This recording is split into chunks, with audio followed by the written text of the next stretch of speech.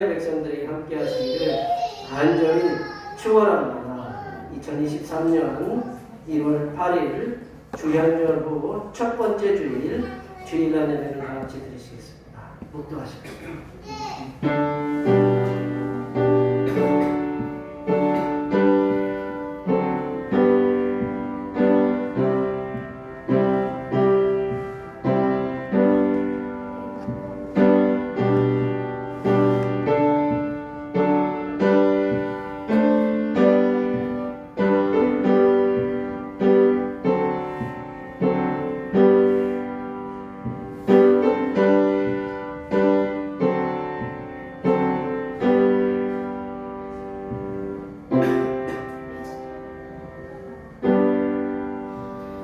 너희 권능 있는 자들아 영광과 능력을 여호와께 돌리고 돌릴지어다. 여호와께 그의 이름에 합당한 영광을 돌리며 거룩한 옷을 입고 여호와께 예배할지어다. 아멘. 죄악에 빠져 방황하는 죄인들을 구원의 광명한 빛으로 인도하신 하나님 아버지, 저희가 지은 죄 때문에 완악하게 굳은 마음에서 해방시켜 주시고 평안을 주신 은혜를 감사드립니다. 오늘 주님께서 공생애를 시작하시기 위해서 세례를 받으신 것처럼 저희의 죄 씻음의 의식인 세례를 받을 때의 감동을 잃지 않게 하여 주시옵소서. 오늘도 예배 속에서 주시는 말씀을 통하여 병들고 상한 심령이 치유되게 하시고 감사의 찬송을 부르는 하늘 백성이 되게 하여 주시옵소서. 거룩하신 예수님의 이름으로 기원하옵나이다. 아멘. 이 시간 다 같이 일어나셔서 지난 한 주간 동안 우리들이 알게 모르게 지었던 우리의 모든 죄를 반주에 맞추어서 침묵으로 고백하는 고백 기도를 드리시겠습니다. 기도하시겠습니다.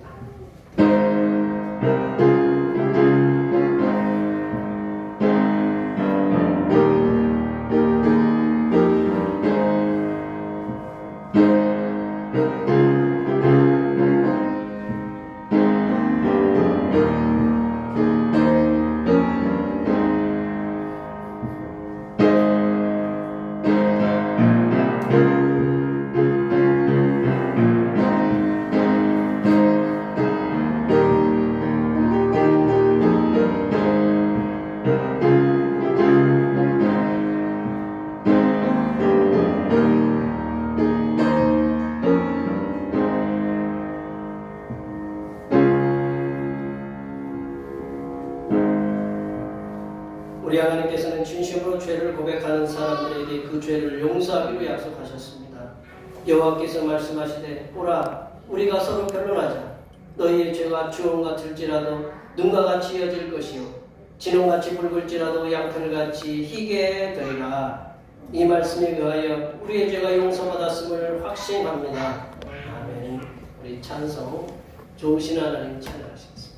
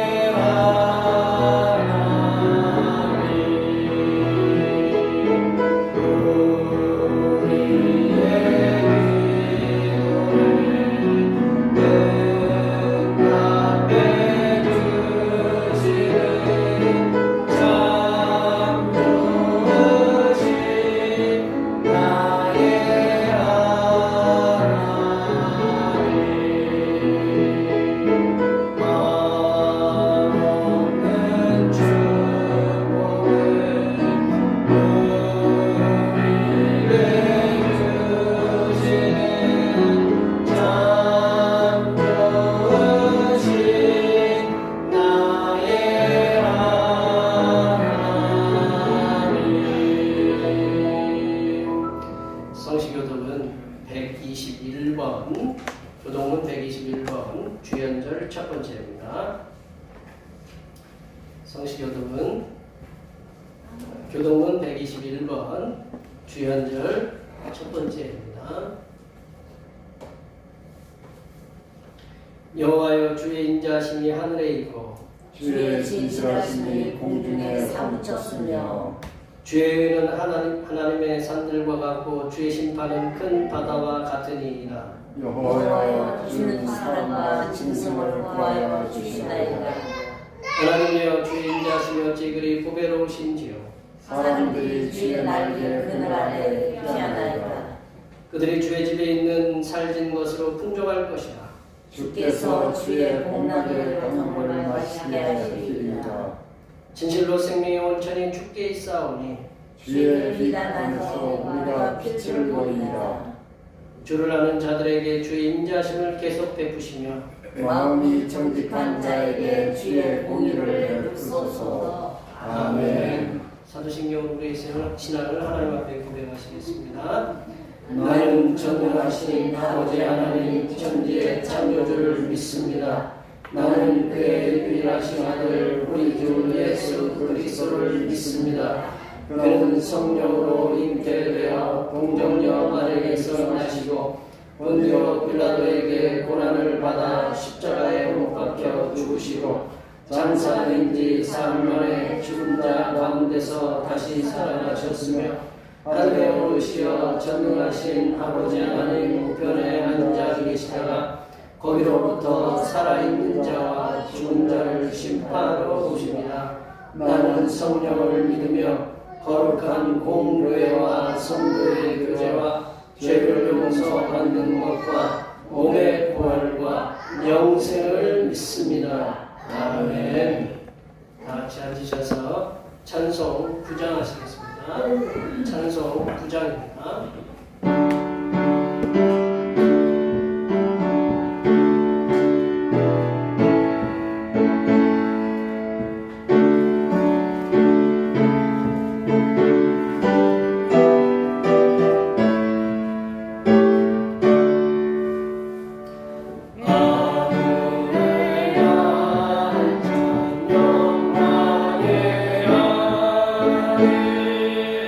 온 땅에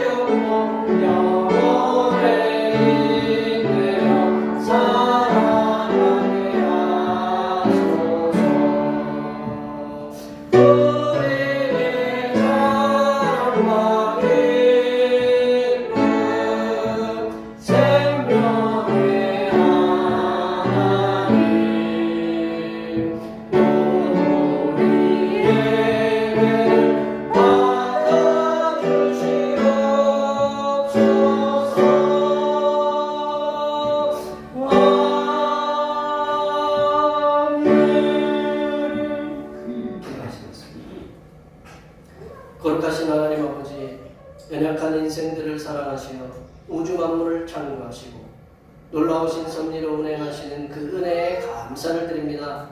세상은 스마트폰과 같은 과학 문명의 이기들 앞에서 감탄을 하지만 정작 인생들에게 하루도 빠짐없이 밤과 낮을 주시어서 살아갈 수 있게 하시는 하나님의 은혜를 잊고 살아갈 때가 많이 있습니다. 성도인 우리는 우리를 위해서 우주 만물을 섭리하고 계시는 하나님의 은혜를 감사하는 마음으로 하루하루를 살아가게 하여 주시옵소서. 하나님 아버지, 우리에게 육신을 주시어서 이 땅에서 살아가게 하시니 감사를 드립니다. 가족과 이웃과 함께 먹고 마시는 즐거움과 그리고 함께 나누는 즐거움을 누릴 수 있도록 하시는 하나님의 사랑을 깊이 깨닫게 하여 주시옵소서. 하나님께서 우리에게 허락하신 육신이 나를 위하여 사용하기보다는 하나님의 영광을 위하여 쓰임을 받게 하여 주시옵소서. 하나님 아버지, 여기 모인 모든 주님의 종들에게 육신으로는 강건함을 허락하여 주시고 직장과 사업터에서는 만사 형통의 은혜가 임하게 하시며 가정에서는 평안과 화목함이 넘치게 하시며 주님께서 피 흘려 세우신 교회에 더 힘써 봉사하고 충성하는 한 해가 될 수 있도록 인도하여 주시옵소서. 하나님 아버지, 이 시간 거룩하신 하나님의 말씀을 듣겠습니다. 내려주시는 말씀을 통하여 우리 심령에 하나님의 은혜와 하나님의 지혜가 충만하게 채워지게 하여 주시옵소서. 우리의 구원을 위해 십자가를 지신 우리 주 그리스도 예수님의 이름으로 기도하오며 이제는 주님께서 가르쳐 주신 기도로 기도하오니 하늘에 계신 우리 아버지, 아버지의 이름을 거룩하게 하시며 아버지의 나라가 오게 하시며 아버지의 뜻이 하늘에서와 같이 땅에서도 이루어지게 하소서. 오늘 우리에게 일용할 양식을 주시고 우리가 우리에게 잘못한 사람을 용서하여 준 것 같이 우리 죄를 용서하여 주시고 우리를 시험에 빠지지 않게 하시고 악에서 구하소서. 나라와 권능과 영광이 영원히 아버지의 것입니다. 아멘.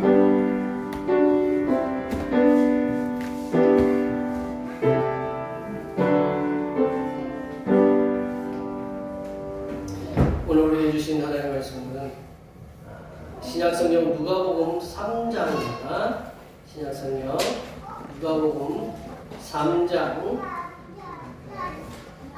15절에서 17절, 21절에서 22절 말씀입니다.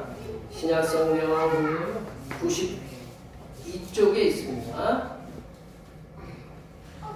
주연절로 첫 번째 주일에 주신 하나님의 말씀은 신약성경 누가복음 3장 15절에서 17절 말씀 그리고 21절에서 22절 말씀입니다. 신약성경 92쪽에 있습니다. 2023년 1월 8일 주일날 예배해 주신 하나님의 말씀은 신약성경 누가복음 3장 15절에서 17절 말씀 그리고 21절에서 22절 말씀입니다. 먼저 15절에서 17절 말씀 말씀 교독하겠습니다. 백성들이 바라고 기다림으로 모든 사람이 요한을 보고 그리스도신가 심중에 생각하니 요한이 모든 사람에게 대답하여 이르되 나는 물로 너희에게 세례를 베풀거니와 나보다 능력이 많으신 이가 오시나니 나는 그의 신발끈을 풀기로 판단하지 못하겠노라. 그는 성령과 불로 너희에게 세례를 베푸실 것이요. 함께 보십니다. 손에 키를 들고 자기의 타작마당을 정하게 하사 알곡음모와 곡간에 그리고 쭉정이는 꺼지지 않는 불에 태우시리라. 아멘. 21절 22절 교도하시겠습니다. 백성이 다 세례를 받을새 예수도 세례를 받으시고 기도하실 때에 하늘이 열리며 성령이 비둘기 같은 형체로 그의 위에 강림하시더니 하늘로부터 소리가 나기를 너는 내 사랑하는 아들이라 내가 너를 기뻐하노라 하시니라. 아멘. 오늘은 주님께서 세례 받으시고 주연절이라고 하는데요. 주연절 후 첫 번째 주일입니다. 죄악으로 눈이 어두워서 갈 길을 몰라서 방황하는 인생들에게 빛으로 오셔서 구원으로 인도하시는 예수님께 항상 감사하시기 바랍니다. 2월 6일이 예수님께서 세례 받으시고 예수님께서 나타나셨다는 주연절입니다. 그래서 2월 6일 지나면 주연절 첫 번째로 됩니다. 대신방이 내일 월요일 오전 9시 30분부터 시작이 됩니다. 위에서 기도해 주시면 감사하겠습니다. 그리고 광고에는 없는데 내일 모레 10일 날이 효성교회에서 원례가 있대요. 우리 충주 북식자 여전대 원례가 있는데 기억하시고 알고 계시면 될 것 같습니다. 우리 중국이도 또 코로나19 또 갑자기 요즘 또 코로나19가 중국에서 중국 분들 들어오실 때 좀 애로 사항이 많겠어요. 뭐 하여튼 보니까 많이들 걸려서 들어오시더라고요. 그래서 서로들 조심하시고 아프시면 또 고생이시니까 또 은혜 중에 이 어려운 일들 다 이겨낼 수 있도록 기도해 주시면 감사하겠습니다. 우리 중복이도 우리들의 삶이 하나님의 영광을 나타내는 삶이 되도록 위해서 기도해 주시고요. 오늘날 예배 후에 점심 공동 식사가 있습니다. 수고에 감사드리고 정말로 감사합니다. 맛있게 드시면 좋겠어요. 아셨죠? 네. 예결산을 위한 공동회가 우리 잠시 전에 마쳤습니다. 네, 함께 해주셔서 감사드리고 이렇게 새로운 한 해가 이제 지나서 8일이 지났습니다. 이게 제 목소리만 들리는 게 아니고 여러 목소리들이 우리가 함께 들리죠? 네, 이렇게 들리고 이제 새로운 한 해가 시작돼서 우리 새로운 출발인데 우리 성도님들 새롭게 한 해도 건강하고 자녀들도 형통하고 또 가정 내에 경제적으로도 어렵지 않고 직장인들은 또 직장에서 인정받아서 또 승진도 하고 사업은 형통해서 번창해가지고 주님 앞에 또 더 많이 드리시고 농사도 올 한해 형통하게 해서 풍성한 수확 거두어서 많은 사람들에게 기쁨을 주는 그런 한 해가 되기 위해서 앞에 옆에 계신 분들 많이 우리 여기 3명의 그 꼬마들 건강하게 잘 자랄 수 있도록 이 대표님께 일꾼이 될 수 있도록 많이 축복해 주시기 바랍니다. 축복합니다.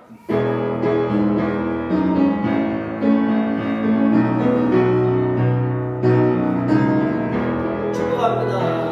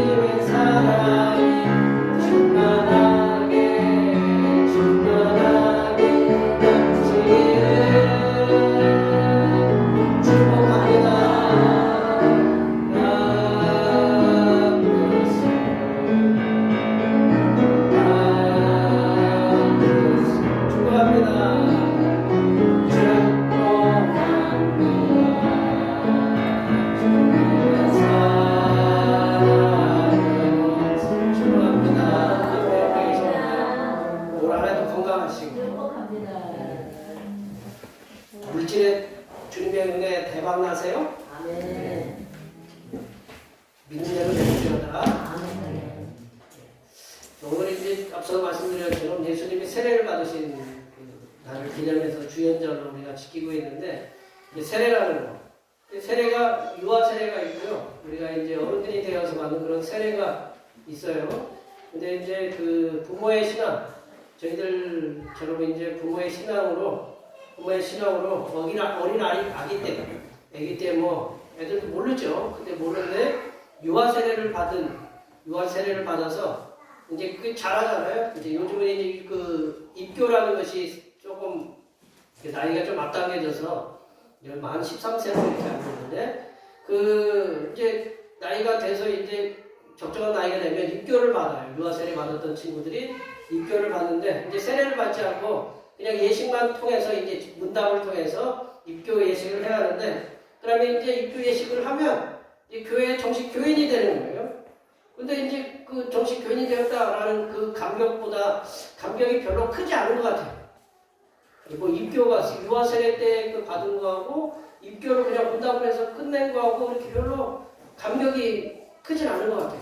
근데 나이가 들어서 예수님을 이렇게 뭐 세상살이 부딪히다가 예수님 만나서 예수님을 믿고 그리고 구원받고 세례를 받았어요. 그때의 감격은 유아 세례를 자가 받아서 장성해서 입교를 받을 때보다 더 크다고 이렇게 봐요. 뭐 저도 그랬지만 여기 계신 분들 대부분 그렇잖아요. 처음부터 예수님 믿은 분도 계시겠지만 그렇지 않은 분들이 훨씬 많아요. 그래서 예수님 그 중간에 만나서 살다 보니 예수님 만나서 예수님의 부름받고 구원받고 세례받고 그러면 그 감격이 더 크죠. 이게 뭐냐면 내가 의지를 갖고 세례를 받는 거예요. 왜냐면 뭐 예수님 불러서 세례를 받지만 내가 믿음을 갖고 이제 자기 신앙 고백을 통해서 그 세례를 받는 것.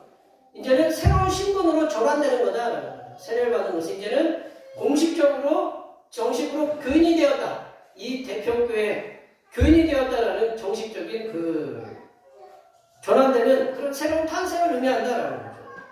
세례는 뭐냐면 씻는다라는 의미거든요. 뭐 세면 씻는 거잖아요. 세례는 씻는 예식이에요. 뭐 씻는 예식이냐? 죄를 씻는 예식이다라는 거죠. 죄 씻는 예식을 겉으로 공식적으로 이렇게 드러내는 거예요. 세례 받음으로 혼자 세례 받는 게 아니고 공식적으로 여기 모여가지고 누구의 이름으로 누구에게 성부와 성자의 성령의 이름으로 세례를 주느라 하나님의 권위를 받아서 하는 거거든요. 그러니까 그 겉으로 세례는 죄를 겉으로 씻는 그 표식이기도 하거니와 세례는 곧 이제 우리 대평교회 교인이 되었다라는 정식 일원이 되었다라는 그 표지이기도 하다라는 거죠. 세례를 받으면요 교회에서 이제 직분을 맡길 수 있는 어떤 통로가 되는 거예요. 세례를 받는 분은 하나님의 직분자로서 이제 사명을 감당하기 위해서 최초의 거룩한 과정이 뭐냐면 세례다. 세례를 받으면 받지 않으면 아무것도 못하는 거죠.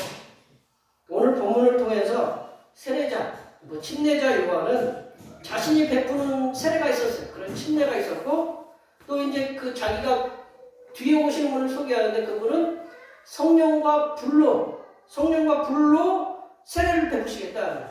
자기가 능력이 많다는 거죠. 그래서 자기가 주는 물 세례와 그리고 자기 뒤에 오시는 분이 주시는 성령과 불로 주는 세례를 구분을 했어요.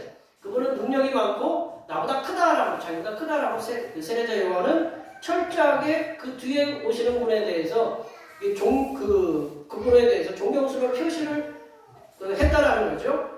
이 본문 말씀을 통해서 세례자 요한 그리고 성령과 불로 세례를 베푸시는 분 이분이 예수님이죠. 이게 예수님 세례자 요한이 베푸는 세례와 또한 성령과 불로 세례를 베푸시는 분 이 두 분을 이 세례자 요한과 예수님을 통해서 주시고자 하는 말씀 오늘 본문을 통해서 함께 나눠보도록 하겠습니다. 첫 번째로 세례자 요한은 자신의 신분에 대해서 정확하게 이해하고 인식하고 있었다. 자신의 신분에 대해서 정확하게 이해하고 인식하고 있었다는 얘기죠. 우리 16절 말씀을 한번 읽어볼까요? 16절 말씀입니다. 요한이 모든 사람에게 대답하여 이르되 나는 물로 너에게 세례를 베풀거니와 나보다 능력이 많으신 이가 오시나니 나는 그의 신발끈을 풀기도 감당하지 못하겠노라. 그는 성령과 물로 너희에게 세례를 베푸실 것이요. 세례자 요한이 빈들에 있을 때 세례자 요한이 어디에 있었냐면 빈들에 있었어요. 빈들에 있다라는 건 뭐냐면 굉장히 청렴한 그런 삶을 살았다라는 거죠. 욕심이 없는 그런 삶. 그래 그 빈들에 있을 때 하나님의 말씀이 그에게 임했어요. 하나님 말씀이 임한 세례자 요한이 전파한 게 뭐냐면 회개의 세례를 전파했다라는 거죠. 세례자 요한이 회개의 세례를 전파하자 그동안에 그런 걸 굶주렸던 분들이 있어요. 이 회개의 세례를 전파하니까 막 듣는 거예요. 듣는데 각계각층의 사람들이 고위층부터 저 밑에 세상 사람들로부터 멸시받는 그러한 각계각층의 그런 사람들이 세례자 요한의 세례를, 그 침례를 받으러 나왔다. 이제 세례자 요한이 세례를 받으러 나오는 무리들에게 아주 우리 생각해 보세요. 만약에 대표교회 우리 예배 드리고 있는 성도들이 안 믿는 사람들이 왔다. 그 무리들은 어떻게 해요? 오셨어요. 아유, 여기 앉으세요. 막 그러잖아요. 세례자 요한이 그 나오는 그 각계각층 무리들한테 나오면서 뭐라고 하냐? 이 독사의 자식들아, 독사의 새끼들아. 아니, 나는 왜 자식들이라고 번역하는지 모르겠어요.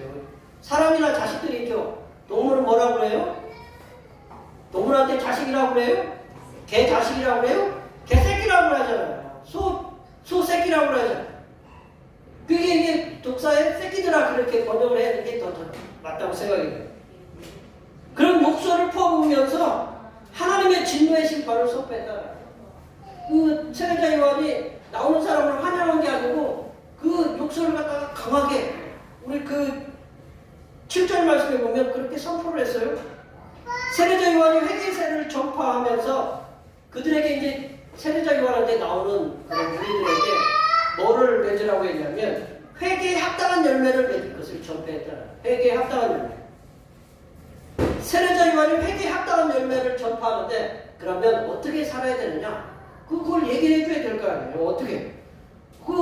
우리가 어떻게 살까요? 라고 이렇게 질문을 하는 거죠. 어떻게 살까요? 그러니까 그 실천적인 삶을 분명하게 자세하게 제시를 해주는데 예를 들어서 옷 두 벌이 있으면 11절에 보면 옷 두 벌이 있으면 너 두 벌 갖고 있지 말고 한 벌을 갖다가 나눠줘라.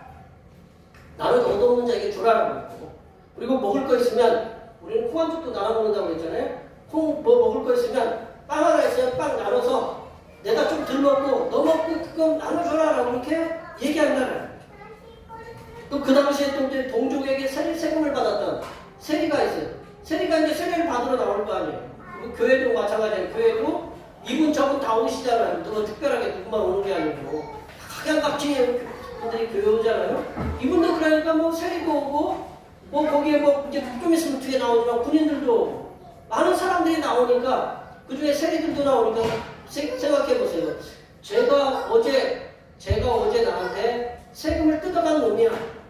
생각해 보세요. 그 권사님들 몇 월 달에 있으면 세금 내야 될 텐데 세금은 뭔가 한 대 얻어 맞은 것 같잖아요. 그죠? 그래 안 그래요? 근데 거기다가 두 배로 나한테 더 줬다 그러면 이 같이 교인이라고 해서 좋게 보겠어요? 저 새끼 말이야. 같은 교인인데도 저거 돈을 갖다가 뜯어가지고 그렇게 세리들이 그랬다라는 거죠. 세리들이 같은 동족인데 쥐 먹을 거 따로 챙기는 거예요. 세금을 갖다가 10,000원만 걷으면 되는데 2만 원 걷어서 10,000원 받치고 자기 10,000원 받는다라는 거예요. 또 봉급은 따로 받고 얼마나 승질이 나. 그러니까 이제 그 세리가 이렇게 나오니까 요한이 딱 대놓고 얘기하는 거예요.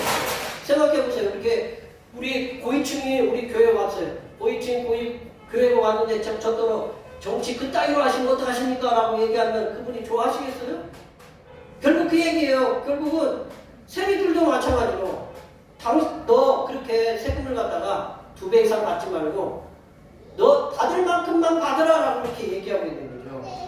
그리고 또 이스라엘의 치안을 담당했던 군인들이 이렇게 자기에게 나오니까 너 군대의 힘으로 너 그 힘없는 백성들 강탈하지 말고 거짓으로 그 사람들 고발하지 말고 그래서 돈 뜯어내려고 고발하지 말고 그리고 너희들이 받는 급료가 있으면 그 급료에 만족하라고 그렇게 얘기를 했어요.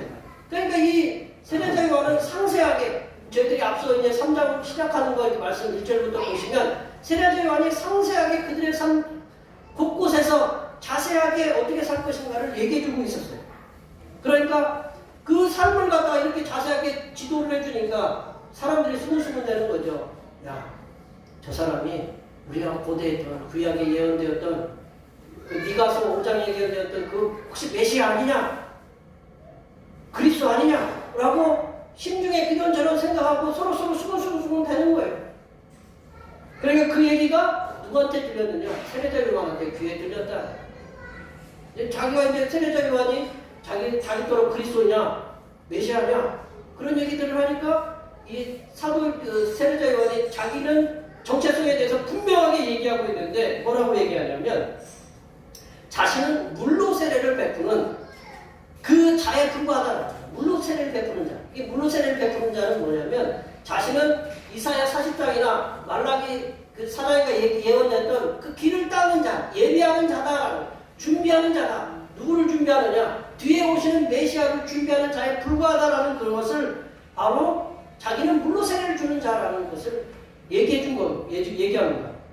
그러니까 자신은 사람들이 고대하고 바라던 그런 메시아, 그리스도가 아니라 자신은 다만 메시아, 뒤에 오실 메시아, 그리스도가 오실 길을 닦는 그런 종에 불과하다, 사역자에 불과하다, 준비하는 사람에 불과하다라는 거죠.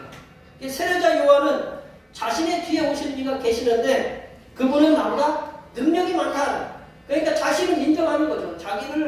자기가 어떤 신분인지를 알고 뒤에 오시는 분이 어떤 분인가를 이렇게 아는 거예요.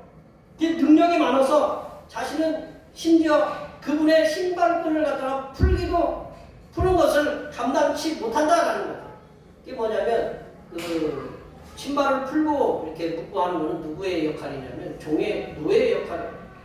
나는 그분에 비하면 그분의 노예만도 못하다라는 그런 표현을 하고 있는 거예요. 우리가 이제 영어로 하면 나는 누구인가? Who am I? 나는 누구인가라는 거 우리가 질문을 잘해야 돼요. 나는 뭐 어떤 그 위치가 높은 위치에 있다. 그런 생각 속에 있는 것이 아니라 내가 과연 나는 하나님 앞에 의인이냐 죄인이냐라는 것을 인식해야 된다라는 거예요. 세상에 존재하는 사람은 자신이 누구인가에 대해서 정확하게 인식할 때 그 삶은 더 풍요롭고 풍성한 삶으로 살아갈 수 있게 된다는 거예요. 내가 누구인지 자기 인식하지 못하는 상태에서 그 다른 사람을 갖다 이끌 수도 없고 내가 정확하게 나를 인식하지 못하는 상태에서 내 병을 치유할 수도 없는 거고. 그래서 내가 누구이냐? 우리는 그렇잖아요. 우리는 모든 사람이 죄를 범하였으면 하나님의 영광에 이르지 못한다고 그랬죠. 우리는 죄인이다라는 그런 인식 속에 죄인이기 때문에 우리는 하나님의 구원의 손길이 필요하다. 그래서 누가 오셨느냐? 이 성탄절에 이 주연절에 예수님이 나타나셔서 우리를 위해서 구원하러 오셨다. 그래서 우리가 그 구원의 부르심에 응답받은 하나님의 사람이다. 그래서 하나님께서 우리들을 위해서 구원하시기 위해서 예수님을 보내셨고 이 하나님의 은혜와 하나님의 사랑으로 우리는 구원을 받은 하나님의 백성이다. 라는 걸 우리가 인식해야 된다. 이 하나님의 사람들은 하나님께서 하나님의 사람으로서 부르신 그 부르심. 나는 하나님께서 예수님께서 내가 죄인이었는데 예수님을 통해서 구원을 주시고 그 구원으로 말미암아 나는 하나님의 사람, 하나님의 자녀가 되었다. 그걸 정확하게 인식해야 된다. 내가 무슨 내 공로로, 내 의지로 구원받은 게 아니다. 그럴 때 하나님께서 전적인 은혜로 하나님의 전적인 사랑으로 나를 갖다가 구원해 주셨으니 나는 어떻게 할 것인가? 응답을 해야 될 것이다. 나를 하나님의 전적으로 당신의 사랑과 은혜로 예수님을 보내서 구원해 주셨으니 너도 응답해야 되잖아. 우리도 응답해야 되잖아요.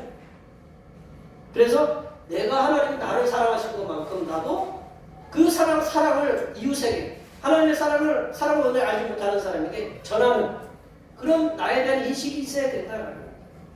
사도 바울은 서신서를 많이 썼잖아요. 서신서를 많이 쓰면서 자신을 하나님의 종이라고 그렇게 썼어요. 하나님의 종. 둘로스라고 그랬어요.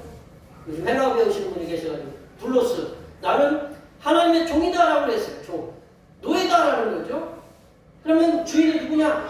하나님이다라는 거죠. 그러면 나는 하나님의 종으로서 하나님께서 맡겨주신 그 사명을 그 뜻에 순종하면서 나는 살아가겠습니다라는 것을 고백하는 말이 자신은 종이라는 고백을 통해서 말씀하고 있다는 거죠. 여기에 모여 예배하시는 하나님의 사람들께서는 우리들은 하나님의 종이다 라는 그 인식으로 생각하시고 하나님이 나를 부르셨다 라는 그 의식을 가지면서 하나님께서 말씀하시는 거예요. 우리 하나님께서 뭐를 통해 말씀하세요? 뭐 설교를 통해서도 말씀하시지만 우리 성경 66권 있잖아요. 여러분이 갖고 계신 거. 요즘은 뭐 성경 무거워서 저도 성경책 잘 안 갖고 다녀요. 솔직히 자수하는데 어디 모임에 가잖아요. 그러면 성경책 안 갖고 다녀요. 뭐를 갖고 가요? 핸드폰 갖고 가시죠. 핸드폰 갖고 가면 뭐 거기에 다 들어있어요? 뭐 찬송가도 들어있고 성경책도 들어있고 다 들어있어요. 우리가 하나님 말씀을 갖고 그렇게 하나님께서 성경을 통해서 말씀하시는 것, 그것을 겸허하게 순종하시면서 내가 하나님의 자녀다 라는, 하나님께서 나를 사랑하셔서 부르신 하나님의 자녀라는 그런 인식을 강하게 갖고 하나님께서 명령하신 일에 충성하시는 하나님의 귀한 종들이 되시기를 간절히 축원합니다. 두 번째로 세례자 요한은 예수님께서 심판주이심을 명확하게 알고 있었다. 예수님께서 심판주이심을 명확하게 알고 있었습니다. 17절 말씀 한번 읽어볼까요? 17절 말씀입니다. 손에 길을 들고 자기의 타작마당을 정하게 하사 알곡은 모아 곳간에 들이고 죽정이는 꺼지지 않는 불에 태우시리라. 우리 뭐 여기 농사 지어보셨으니까 아시잖아요? 우리 권사님도 논에 가보면 피가 이렇게 겨울에 농사 때 올라오면 저런 피 그러잖아요? 쭉정이와 알곡이 분명히 구별되잖아요? 세례자 요한은 예수님께서 오실 때 손에 키를 들었다. 뭐 우리 자동차 키가 아니고 우리 어른들 집에서 오줌 싸면 머리에 쓰는 그런 키가 아니고 그런 까부는 키가 아니고 거기에 키는 뭐냐면 그런 어떤 삽 같은 거예요. 삽. 그래서 삽 같은 거라서 바람에 날리잖아요. 한쪽은 쭉정이가 쌓이고 한쪽은 알곡이 쌓이는데 그 알곡 그 삽 같은 걸로 싸서 퍼가지고 알곡은 곳간에 들이고 쭉정이는 삽을 퍼서 이 불로 태운다라는 거죠. 농부는 키를 통해서 알곡은 모아서 곳간으로 집어 던지고 또 쭉정이는 꺼지지 않는 불. 이게 쭉정이가 뭐냐? 이게 우리가 바람을 날리면 바람을 이렇게 날리면 밑으로 떨어지면 알곡이고 바람에 날리는 것은 쭉정인데 그 지푸라기 같은 거 그리고 어떤 집에 그루터기 같은 거 그런 것들이 그 쭉정이라는 그런 것들을 모아서 태운다라는 거죠. 농부가 알곡과 쭉정이를 충분히 구별하잖아요. 우리 권사님들 저기 노래 가가지고 저거는 피고 저거는 그 벼다라는 거 구분해요 못해요? 해요 못해요? 하죠. 이 농부가 그렇게 쭉정이 알고 분명히 구분을 해요. 그런 것처럼 심판주가 되시는 예수님께서는 수많은 사람들을 모아놓고 너는 알곡이고 너는 쭉정이다라는 것을 분명하게 하신다는 거예요. 그래서 그걸 놓고 심판하신다라는 거죠. 그거를 세례자 요한이 인식하면서 알곡은 곳간에 들이고 쭉정이는 불에 태운다라는 그 인식을 그 세례자 요한은 분명히 알고 심판의 말씀으로 선포하고 있다는 거죠. 우리가 믿는 성삼일체 하나님께서는 심판하신 하나님이다. 우리 축구 경기 여러분 일본 월드컵에 축구 경기 보셨죠? 심판이 굉장히 막강한 권한을 갖고 있어요. 그분이 명령하면 이 승리할 팀도 질 수가 있는 거예요. 그런 것이 뭐냐면 축구거든요. 심판이 그만큼 요즘 VR인가요? 뭔가를 이렇게 비교를 해가지고 판독을 하지만 그 권한 그거를 판단해가지고 결정 내리는 사람이 누구예요? 심판이에요. 그래서 이길 팀이 지게끔 만드는 것도 심판이 할 수 있어요. 그게 바로 심판의 권한. 그러나 예수님은 그러지 않아요. 예수님은 분명히 여기 농구처럼 쭉정인지 알고인지 분명히 알고 계시면서 두 개를 분명히 구분해가지고 알곡은 곳간, 쭉정이는 그 태우신다. 쉽게 얘기하면 우리 지난주에 목사님 오셔가지고 말씀했잖아요. 양은 오른쪽에 있는 양은 너희 충성했다고 그렇게 하고 너희 왼쪽에 있는 염소한테는 너는 나한테 불충성했다고. 하나님이 그렇게 극명하게 이렇게 나누시잖아요. 그러면 심판하시는 거예요. 쭉정이와 염소는 그에 대한 심판을 받아서 형벌을 받으실 것이고 알곡과 양은 하나님께서 칭찬을 통해서 그만큼 상급과 어떤 대우를 우리가 하나님 나라에서 받는다라는 거죠. 성도된 우리는 날마다 끝날을 생각해야 돼요. 여기 계신 분들 죄송한 얘기지만 며칠 전에 소리 들리지 말라고 하는 건 뭐라고 그래요? 방음이죠. 방음을 만들어놨는데 그 방음이 뭐가 됐어요? 불이 나가가지고 그 불 때문에 수많은 사람들이 세상에 그렇게 불이 나리라고 누가 생각했겠어요? 그 권사님들 우리 차 운전하시는 분들 그 방음터널 지나다니지 말라고 하면 돌아가야 되니까 참 하여튼 기도하면서 지나다니지 않아요. 방음터널 지나는 사람 거기 무슨 적이가 있어요? 하나님 우리를 언제 심판하시면 올지 몰라요. 그렇게. 그러니까 우리들은 날마다 종말의 삶 끝날이라고 생각하고 성삼일체님께서 하나님께서 우리를 심판하시는 분이라고 기억해야 된다는 거예요. 그래서 하나님이 나를 심판하실 것이다. 그 심판하면 어떤 결과를 하나님을 알고 계시잖아요. 그거를 우리가 기억하면서 겸허한 자세로 하나님께서 우리에게 맡겨주신 사명을 마음과 뜻과 정성을 다해 감당하시기를 간절히 축원합니다. 세 번째로 예수님께서는 세례와 기도를 통해서 하나님의 아들이심을 인정받으셨어요. 예수님께서는 세례와 기도를 통해서 하나님의 아들 되심을 인정받았다라는 거죠.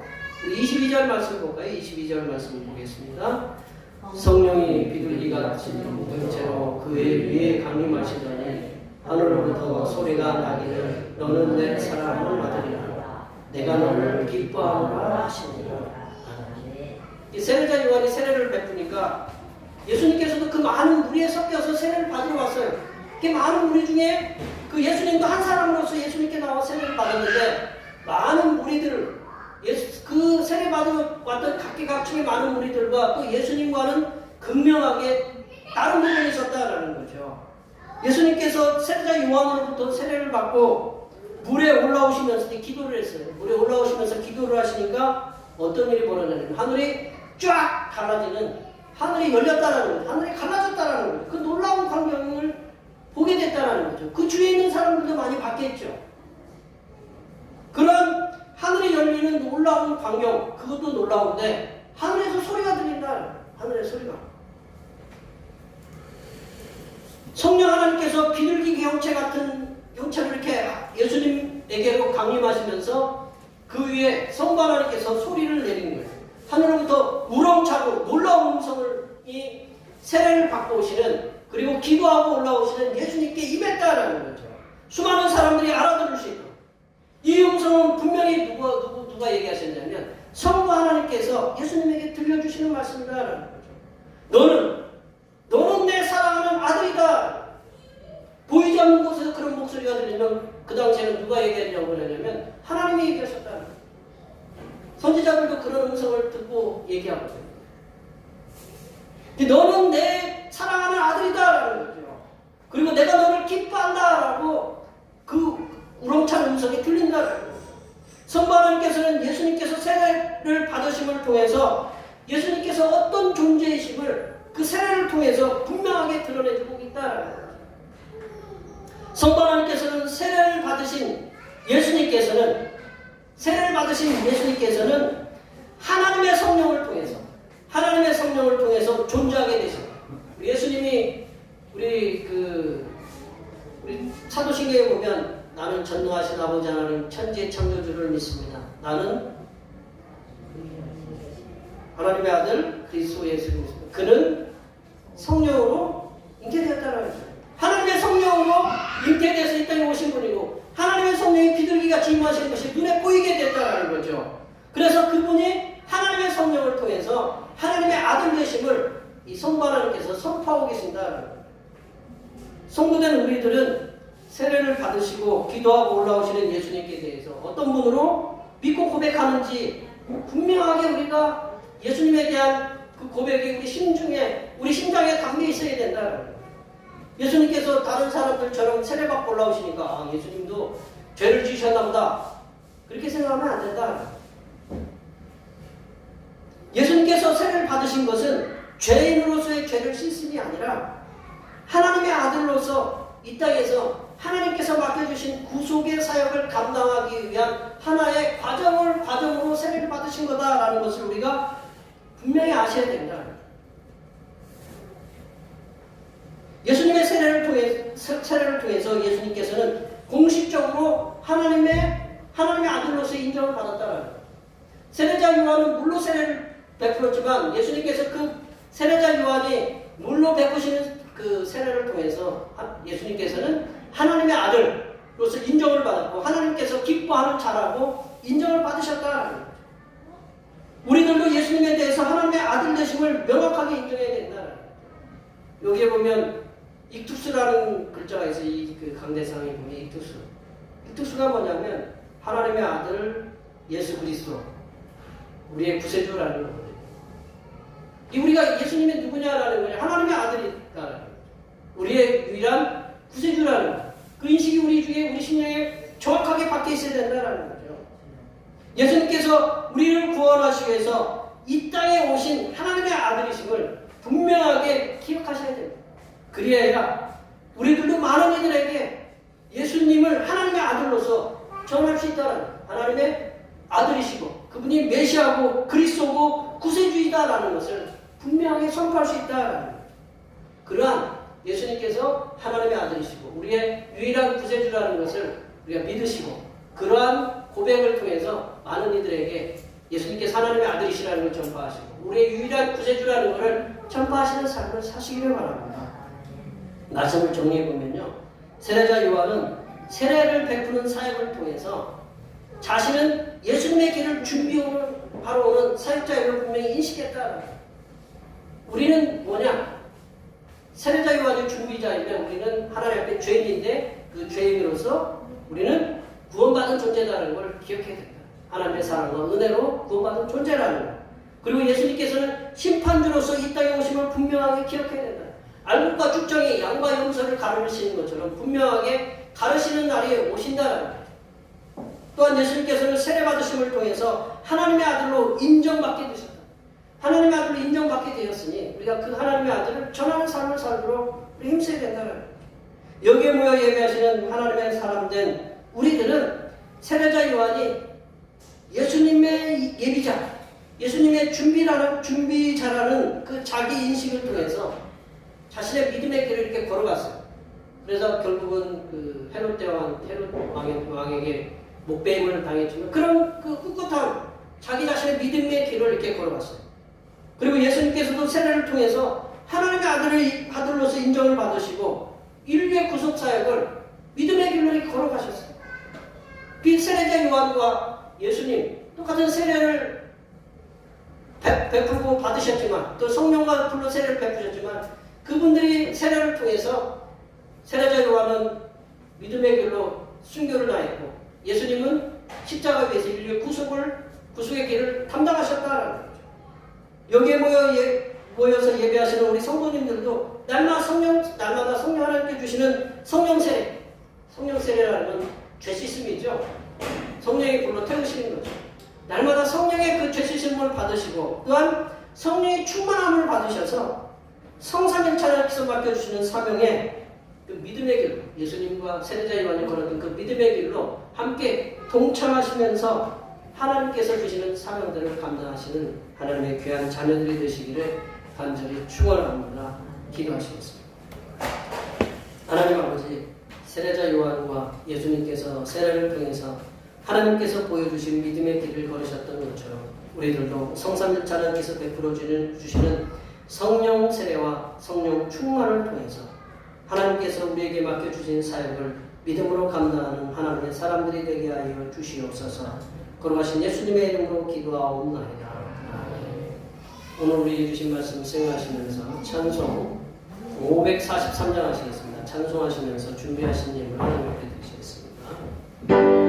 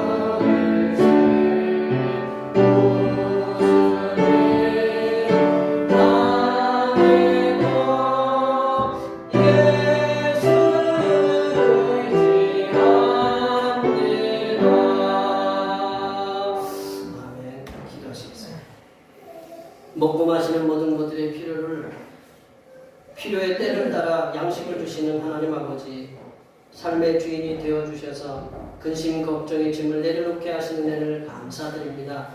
날마다 주님의 손길로 공급하시는 은혜를 감사드리며 예물을 준비하여 드리오니 기쁘게 받아 주시옵소서. 하나님 아버지, 눈만 뜨면 세상의 험한 소식들이 들려옴에도 불구하고 또한 눈이 많이 와서 위험한 상황 가운데서도 거친 세상의 환경을 탓하지 않고 몸과 마음을 다해 열심히 수고하여 얻은 소득의 열의 하나를 드립니다. 이렇게 수고하여 드린 예물을 위해 함께 하시사 새해에는 환경도 변하고 우리 마음도 변하여 일하기에 더 좋은 환경들이 되게 하시고 삶의 터전인 일터와 가정에서 물질의 풍요함이 풍성하게 일어나게 하여 주시옵소서. 하나님 아버지, 범사에 감사하는 마음으로 감사의 예물을 드립니다. 여러 가지 기도의 제목들에게 귀를 보여주신 그 은혜에 감사하여 감사의 예물을 드립니다. 자녀들의 건강을 위해서 주님 앞에 감사의 예물을 드립니다. 이 모양 저 모양으로 드린 손길들을 위해 함께 하시사 범사가 형통하게 하시고 하나님께서 이들이 간구하는 모든 기도의 제목들을 응답하시사 하나님께 영광을 드리는 삶을 살게 하시고 마음에는 평안이 가득하게 하시고 삶에는 기쁨이 넘치며 살아가는 하나님의 거룩한 백성들이 되게 하여 주시옵소서. 하나님 아버지, 오늘도 한결같은 마음으로 주님 앞에 주의를 드립니다. 이 한 주간도 주님께서 선하게 베풀어 주시는 사랑하심과 은총의 역사 가운데 복된 길로 인도하여 주시옵소서. 이 땅에 영혼 구원을 위해서 선교금을 드립니다. 대평교회의 영혼을 구원으로 인도하는 역사가 이 지역을 넘어 세계로 확장되는 은혜가 있게 하시고 갇힌 손길들의 삶이 더 풍성하게 선교하는 은혜가 임하도록 물질의 복을 충만하게 부어 주시옵소서. 하나님 아버지, 주님의 몸된 교회를 위하여 헌신하고 봉사하는 손길들의 소고를 기억하여 주시사 하늘로부터 내려주신 은혜가 충만하게 임하게 도와 주시옵소서.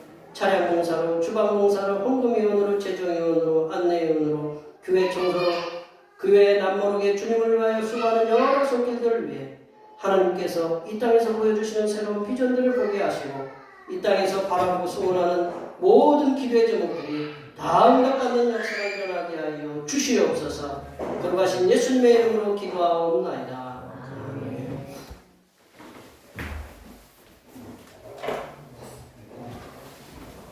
같이 일어나셔서 사명선언 제창하시겠습니다. 대평교회 사명선언은 대평교회 사명은 하나님께서 우리와 함께 하시는 절대 믿음과 우리 가족을 사랑으로 구원하여 주심과 교회를 부흥시켜 주심을 비전 삼아 지역과 나라와 세계의 소금과 빛의 사명을 감당하는 것입니다. 믿음으로 하나님을 기쁘시게. 우리 거룩한 삶 고개 찬하시겠습니다. 거룩한 삶으로 세상에게 선한 영향력을 나타내는 교회 되자. 결단의 찬송 파송의 노래 하시겠습니다.